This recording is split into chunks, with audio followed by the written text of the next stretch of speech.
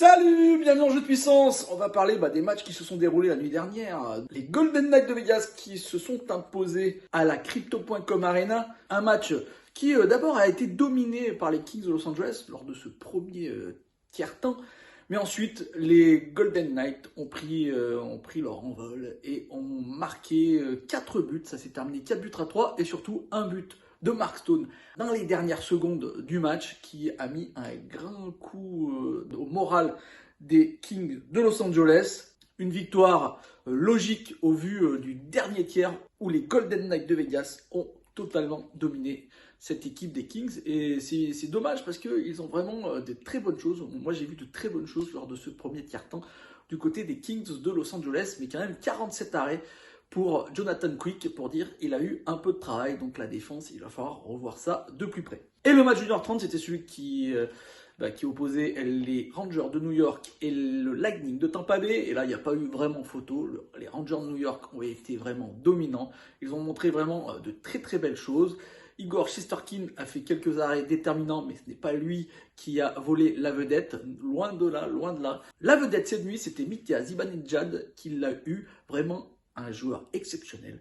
Et on va regarder quelques parties de son jeu et on va commencer par son premier tir au but. Là, comme vous pouvez voir, il réussit à récupérer de l'espace, de la vitesse. C'est vraiment un joueur incroyable. Cela va se concrétiser par ce but en désavantage numérique. Et oui, en désavantage numérique, un but vraiment majestueux. On pense qu'il va tirer normalement, pas du tout. Il se met sur son revers et trompe Vasilevski de manière vraiment éclatante. Franchement, il nous a régalé la nuit dernière, Zibanejad.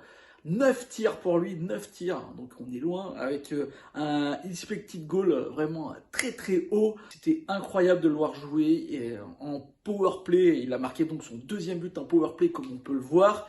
Mais juste avant, et on va encore voir aussi l'image, il avait déjà, lors du premier power play de son équipe, il avait déjà été quasiment près du but, un peu à la Ovechkin, un super joueur et on va le suivre avec attention parce que ça peut être l'année Zibanejad. Il a déjà marqué donc 2 buts lors de ce premier match, bravo à lui.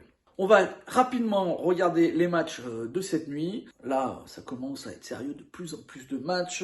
Boston affrontera Washington du côté de la capitale fédérale des États-Unis.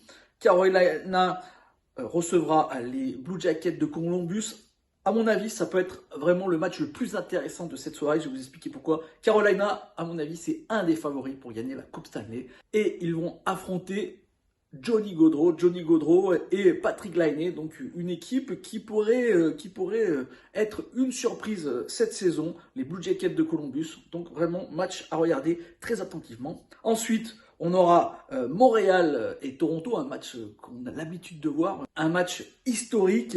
Montréal donc qui recevra les Maple Leafs de Toronto. À mon avis, il n'y aura pas photo. Les Maple Leafs de Toronto sont vraiment largement au-dessus. Mais attention, Montréal avec vraiment beaucoup de jeunes. On verra le premier choix de ronde de 2022, le Slovaque Slavoski. On verra en défense beaucoup de jeunes.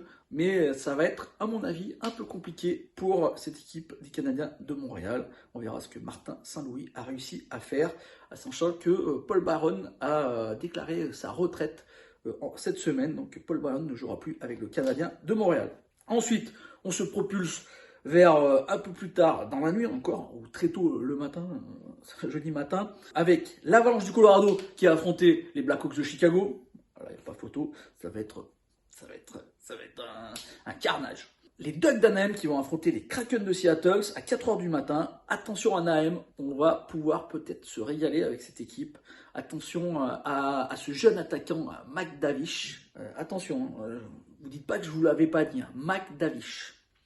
Et Edmonton qui reçoit Vancouver, où on verra Draisaitl et McDavid à leur retour. Est-ce que Edmonton a réussi à créer une équipe homogène ? On verra ça. Vancouver, attention, un très très bon entraîneur sur le banc. Ça pourrait être une petite surprise déjà, mais je vois plutôt les Oilers s'imposer. Voilà, petit tour rapide des matchs de cette nuit, des matchs de la nuit prochaine. J'espère que cette petite vidéo vous a plu. Si c'est le cas, n'hésitez pas à me faire un petit like, un petit commentaire ou à la partager. Et moi, je vous dis à bientôt. Peut-être pas tous les jours, je ne vous promets pas tous les jours des vidéos, mais peut-être très bientôt, je referai une autre vidéo sur la NHL. Allez, ciao!